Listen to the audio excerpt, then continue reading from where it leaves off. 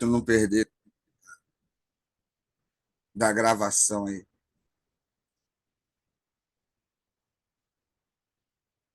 Vamos lá. Na última aula, nós falamos sobre a teologia das cartas de Paulo. Já vimos, né, também sobre a teologia do Evangelho. E hoje, a gente vai falar sobre a teologia da carta aos Romanos. Carta aos Romanos é uma carta onde Paulo trabalha pontos importantes sobre a sua teologia, né? O que seria, quando a gente fala teologia, teologia de Paulo, teologia dos evangelhos, né? Teologia do Apocalipse, o que seria isso quando a gente fala dessa maneira? Seria o discurso desenvolvido pelos autores sobre questões ligadas a Deus, à divindade, à espiritualidade. Então, a teologia é um discurso sobre aquilo que consideramos sagrado ou divino. Então, Paulo, nas suas cartas, ele tem um objetivo, né? Tem a sua mensagem, e reunindo todas as cartas de Paulo, a gente consegue perceber que alguns temas, alguns discursos estão sempre presentes. Então, a gente pode ver isso de maneira geral na semana passada, e hoje, de maneira específica, a gente vai ver na carta aos Romanos. É uma carta escrita aproximadamente 57 depois de Cristo, dirigida, né, aos cristãos que estavam em Roma. Então, era um local muito complicado para se exercer a fé cristã. Na verdade, todo o Império Romano, né, era um local muito difícil, porque havia muitas religiões, muito sincretismo religioso, as questões éticas fora do cristianismo que estava nascendo era muito diferente. Então, Paulo, ele tenta, de alguma forma, doutrinar, orientar os cristãos. O que fazer agora com essa nova fé? Né? De que maneira, a partir desse momento que nós acreditamos em Jesus, nós vamos viver? O diferencial é que Paulo não fala especificamente para os judeus. Os ouvintes de Paulo eram não judeus. Tinha judeus, mas em sua maioria eram não judeus. Isso também traz um grande desafio, porque hoje a gente tem a Bíblia, né, que guia, né, a gente. É um texto, né, definido, mas na época de Paulo não tinha. Na época de Paulo, os cristãos usavam o Antigo Testamento e eles interpretavam à luz de Jesus. Só no quarto século é que surge, né, a Bíblia, ela é canonizada e fechada, no finalzinho do quarto século. Mas nesse início do cristianismo, a autoridade dos apóstolos era o que definia, né, muita coisa. E Paulo foi apóstolo, né, viu Jesus pessoalmente, mas muita gente duvidava. Então era um grande desafio. Só que ele era uma pessoa com muito conhecimento, e isso acabou dando autoridade para ele também, e também a sua mudança de comportamento, de vida, né? Os tanto judeus como não judeus foram e cristãos foram percebendo que Paulo mudou, né? Então isso é importante, a gente consegue perceber nas suas cartas. Então hoje a ideia é tentar entender um pouco dessa teologia de Paulo na carta aos Romanos. Então eu vou lendo aqui, qualquer coisa aí vocês perguntem aí. O livro de Romanos é uma das cartas mais importantes do apóstolo Paulo e contém uma rica teologia que tem influenciado a igreja ao longo dos séculos. Vou destacar alguns dos principais temas teológicos encontrados nesse livro e discutir sua relevância para a igreja de hoje. Justificação pela fé. Um dos temas centrais de Romanos é a doutrina da justificação pela fé. Paulo enfatiza que a salvação não é alcançada por meio de obras, ou do cumprimento da lei, mas sim pela fé em Jesus Cristo. Esse ensinamento continua sendo fundamental para a igreja hoje, lembrando-nos de que a salvação é um presente de Deus, recebido pela fé e não algo que podemos conquistar por nossos próprios méritos. Um detalhe, gente, é que isso não tem a ver com predestinação e com livre-arbítrio, tá? Mas é um conceito muito presente nas cartas de Paulo. É claro que quem defende predestinação e quem defende livre-arbítrio, cada um vai usar da sua maneira. Mas Paulo não está preocupado com isso. Paulo está querendo dizer que a salvação não é por mérito, que a salvação é pela graça, pela fé, e que essa própria fé é algo que é concedido a nós. O termo, né, de caiofente, ec pistis, que é usado aí, justificados pela fé, até demonstra que a ideia da fé é algo que nos é colocado, é algo que é dado. Então, como é que essa fé me é dada? Sou eu que escolho aceitar ou ela é colocada de maneira automática? Essa é a discussão para aqueles que defendem, né, livre-arbítrio, arminianismo, calvinismo, predestinação, mas o texto bíblico não está preocupado com isso. Está preocupado em dizer que a justificação é pela fé. Então, Paulo vai focar muito isso nas suas cartas, e Romanos, esse é um dos temas principais. Segundo tema da carta aos Romanos, pecado e graça. Romanos também explora profundamente a condição humana de pecado e a necessidade da graça redentora de Deus. Paulo destaca que todos os pecados estão destituídos da glória de Deus, mas também enfatiza que Deus, em sua graça, oferece a justificação e a reconciliação por meio de Jesus Cristo. Esse tema nos lembra da nossa dependência da graça divina e nos encoraja a buscar a transformação pessoal e a santidade através do poder do Espírito Santo. Então, Romanos vai falar muito sobre isso, né? Todos pecaram e destituídos estão da graça de Deus, que o salário do pecado é a morte, né? Isso está presente em todas as cartas de Paulo, falando sobre as consequências do pecado. O pecado nos afasta de Deus. Este é o tema que no cristianismo de hoje também está escasso, porque ninguém quer ir para a igreja para ouvir que é pecador, né? Onde isso acontece, o público diminui. Mas quando vai trabalhar a carta de Romanos, não podemos esquecer que esse é um tema que é relevante ao Novo Testamento, não só a carta aos Romanos, mas ao Novo Testamento. Mas ainda, né, de acordo com Romanos, onde abundou o pecado, superabundou a graça. É a ideia de que existe pecado, mas também existe a graça de Deus que nos ajuda a nos livrar do pecado. Então, esse é o ponto forte aí, né? Não quer dizer que quanto mais eu pecar, mais graça eu tenho. Não. Quer dizer que, uma vez alcançado pela graça, eu estou livre do peso e da angústia do pecado. Essa é a ideia. Você vai reparar que esses temas que a gente está trabalhando aqui, nós vimos alguns na semana passada, ao falar dos temas das cartas de Paulo.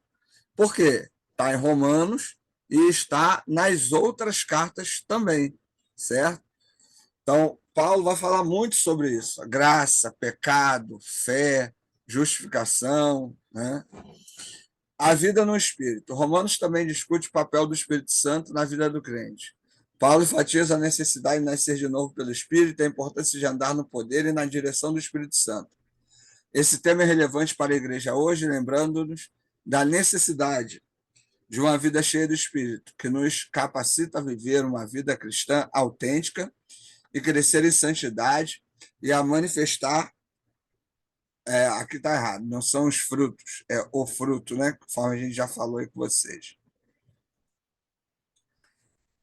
Isso é um tema lá de Gálatas também, né? Uma coisa importante que a gente tem em Romanos é a questão do dom. A partir do capítulo 12, Paulo vai falar, né, vai apresentar uma lista de dons.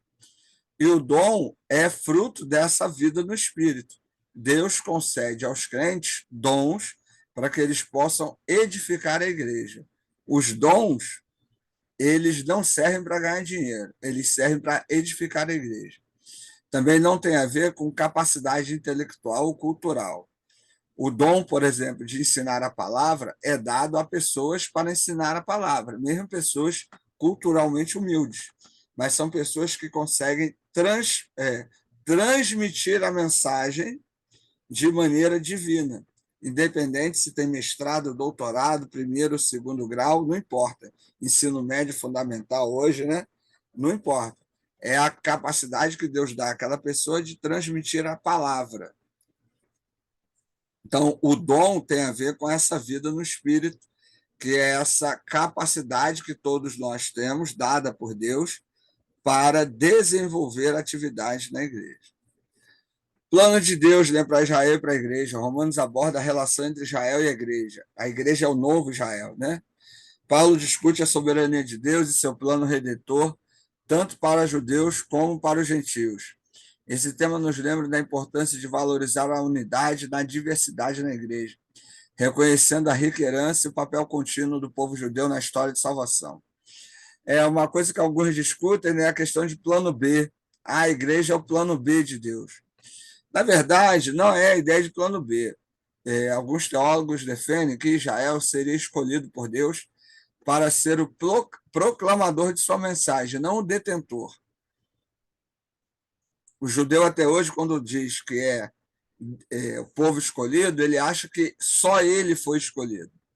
Mas alguns teólogos vão defender que Deus escolheu Israel para que eles proclamassem a mensagem de Deus. E aí, tanto Israel como o mundo pudesse vivenciar essa mensagem. É um ponto de vista que eu acho ser mais adequado, né, até dentro de todo o panorama bíblico, mas tem muita gente que tenta defender a exclusividade de Israel, inclusive cristãos, que eu acho complicado, né? Então, na igreja de hoje, a teologia presente no livro de Romanos continua sendo poderosa e relevante. Esses principais temas teológicos, justificação pela fé, pecado e graça, papel da lei, a vida no Espírito e o plano de Deus para Israel e a igreja, nos desafiam a uma fé mais profunda, a uma vida de obediência e a sua compreensão mais plena do amor e da graça de Deus em Cristo Jesus. Precisa entender que cada carta vai ter os seus temas, as suas ideias e os seus objetivos. Quando a gente está preocupado em trabalhar isso de maneira adequada, né, é necessário ter um bom material, né? A gente já falou aí sobre as teologias do Novo Testamento. A gente precisa ter um bom comentário exegético que vai nos ajudar também a trabalhar isso. Outros temas que estão presentes na carta aos Romanos é a questão do dom, a questão da caridade, né, da importância de você estar exercendo o dom sem querer nada em troca.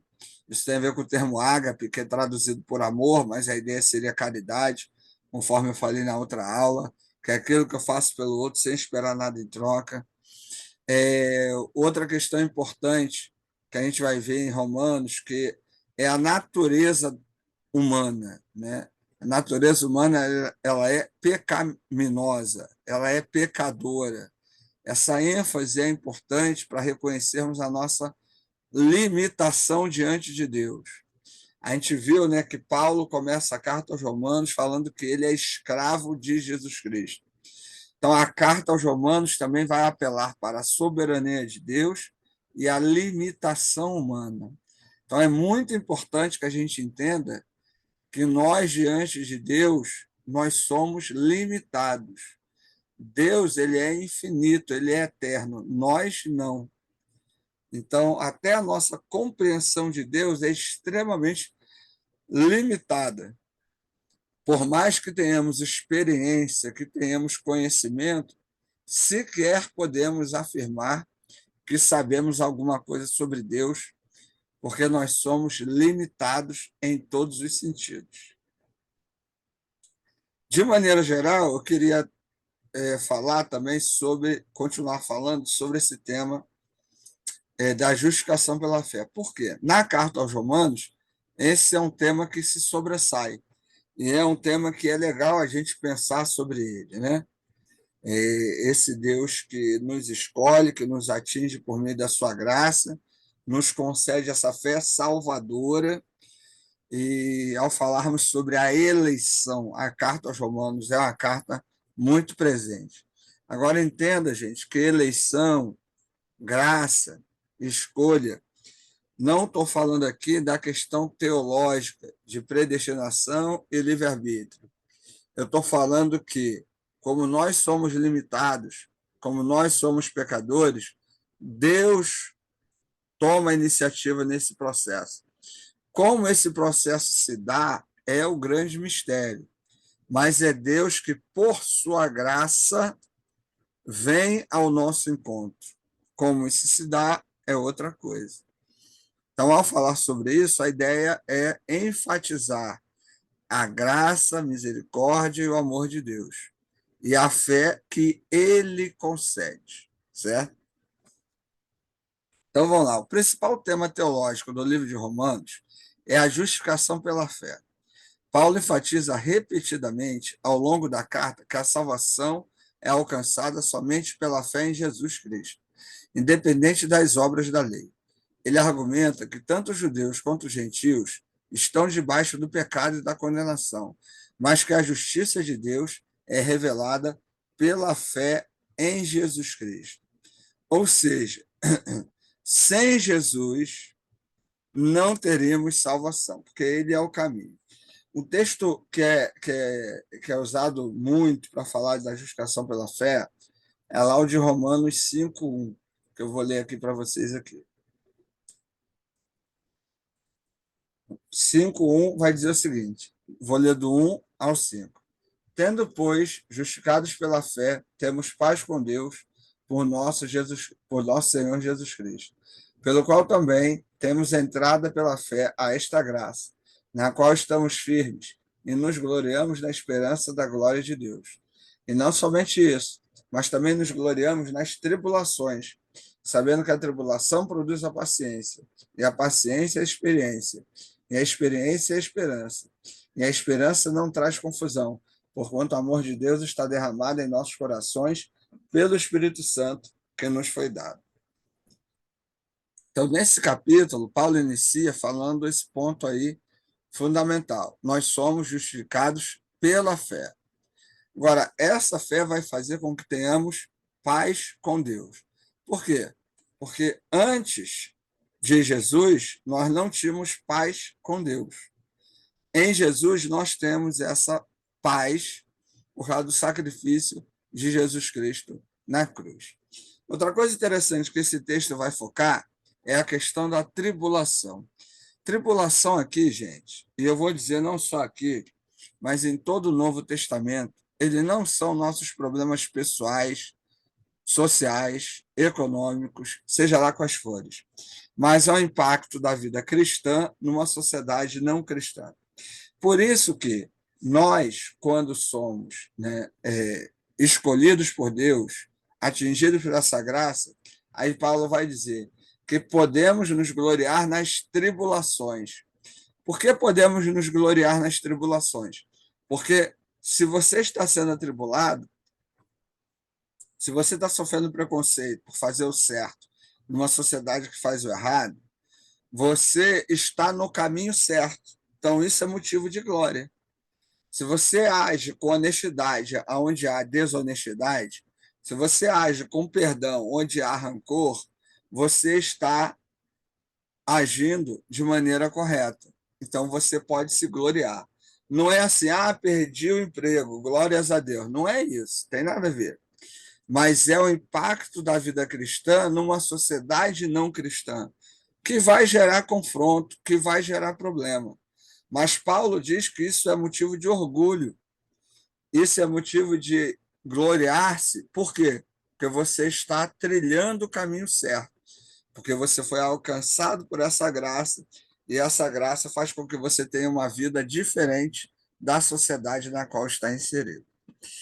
Paulo destaca, né, então, que ninguém pode se justificar diante de Deus por meio da obediência à lei, pois todos pecaram e destituídos da glória de Deus. No entanto, Deus oferece a justificação gratuitamente, como um presente pela fé em Jesus. A justificação significa ser declarado justo diante de Deus, não por causa de nossas próprias obras, mas por causa da obra redentora de Jesus Cristo na cruz. Então, nós fazemos boas obras porque somos salvos. Nós não somos salvos porque fazemos boas obras, entendeu? Inclusive, é uma temática que muita gente usa para falar mal da carta de Tiago, né? Que Tiago fala das obras.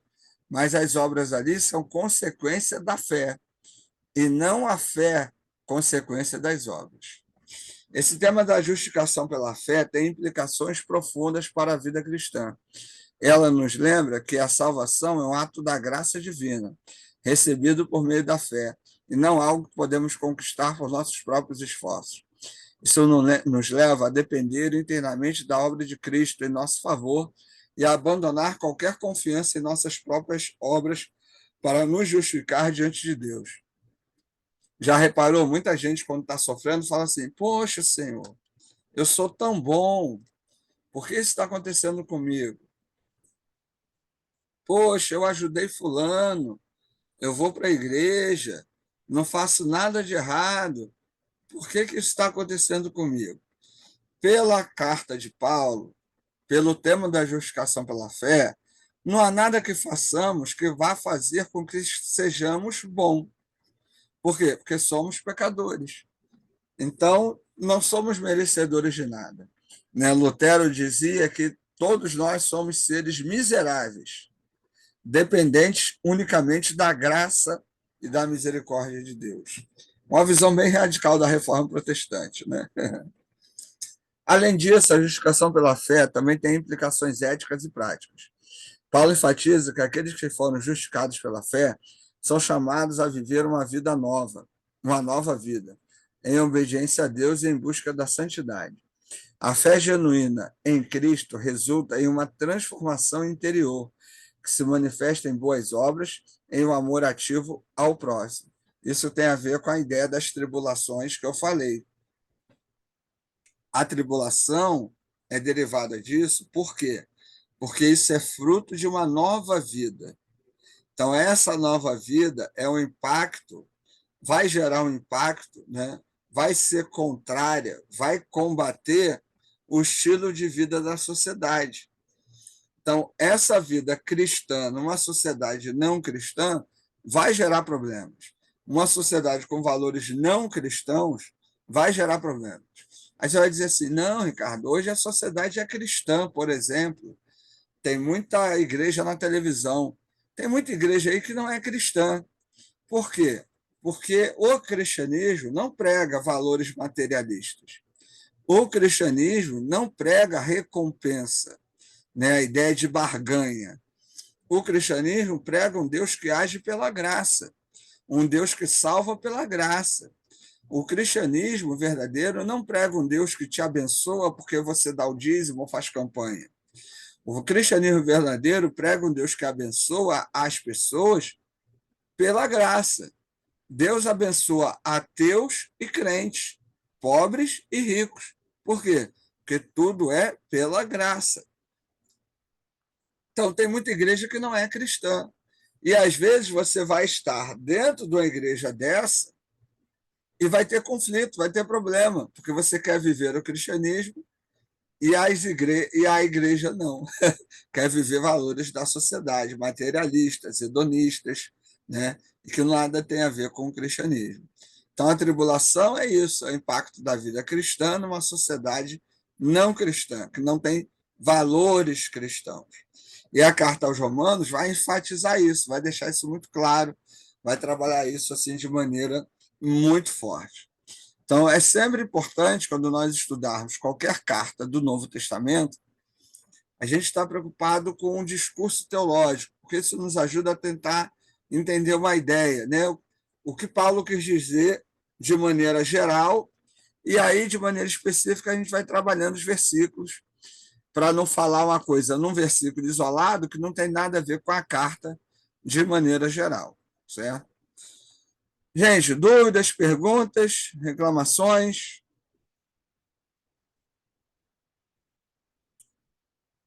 Tranquilo?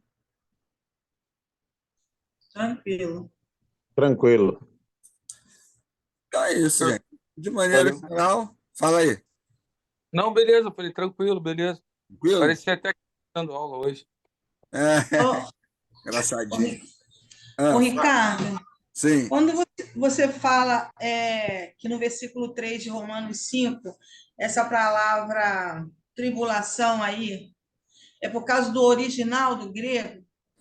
Não só o termo grego, mas também a própria circunstância, né? Porque aqui, o próprio contexto vai dar essa ideia. Pensa bem, ó, vamos ler o verso 2. Ó. Pelo qual também temos entrada pela fé a esta graça, na qual estamos firmes e nos gloriamos na esperança da glória de Deus. E não somente isso, mas também nos gloriamos nas tribulações, sabendo que a tribulação produz a paciência, a experiência, e a experiência, a esperança. A ideia da paciência aqui é a ideia de saber esperar o tempo de Deus. Esse saber esperar vai me ajudando a ter experiência, a ir vivendo esses valores, vivendo essa graça, vivendo essa nova vida no espírito, que é esse impacto dessa nova vida numa sociedade que não tem esses valores. Então, o contexto do termo tem a ver com o testemunho. O termo tribulação aqui está muito ligado à ideia do testemunho cristão e não aos problemas pessoais, sociais ou coletivos que a gente possa estar vivendo, entendeu? Porque senão, como é que eu vou me gloriar porque eu perdi o emprego? Ah, que bom, perdi o emprego. Poxa, ele não está falando sobre isso, né? Ah, fiquei doente, que bom. Ah, estou com câncer, glória a Deus. Não é isso que ele está falando. Ele está falando da vivência, né? Olha, eu estou testemunhando, eu sempre conto isso quando eu uso esse texto como exemplo. Teve um aluno aí em Nova Iguaçu, o pastor Fábio, hoje, alguns acho que conhecem ele era mecânico. Ele trabalhava com o negócio de suspensão de carro, né? Essas lojas assim, de suspensão. Ele foi demitido de várias lojas. Ele falava isso por quê? Porque ele chegava na loja, o cara falava assim: ó, tem que inventar serviço. O cliente tem que pagar mais caro. Aí ele, não, pô, não vou fazer isso, eu sou crente. Aí o cara ficava com ele 1, 2 meses e demitia. Por quê? Porque ele era crente, ele não ia ser desonesto. Então, ó, ele está sofrendo a tribulação por ser honesto. No meio onde há tanta desonestidade, ele era honesto. Então, ele estava sendo atribulado. Ele podia se gloriar, isso servia para ele como testemunho? Servia. Então, é um exemplo do contexto desse texto, certo? Às vezes vamos passar dificuldades por estarmos vivendo a vida nova, essa vida no espírito. Né? Fala, Vânia. Vânia. Ai, eu estava procurando o microfone. Ai, esse irmão podia ter cruzado o meu caminho alguns anos antes.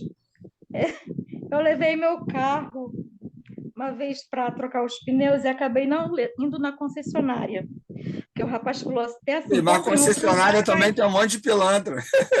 Não, mas ali eu já conheço o pessoal certinho, né? Eu comprei Ah, meu carro lá, tal. Já é o pessoal dali, show de bola. Só que aí o rapaz falou assim: compra em outro lugar, traz aqui e a gente e coloca. Isso, o rapaz da concessionária. Aí o que que eu fiz? Eu acabei comprando em outro lugar, aqui na Rua Sul, que estava mais barato. Levei meu carro. Isso foi muito antes da pandemia. Gente, os caras tentaram me depenar é isso toda. aí. Não, É, sua roda está empenada, só isso. E, nossa! Aí cada é, hora vinha uma coisa.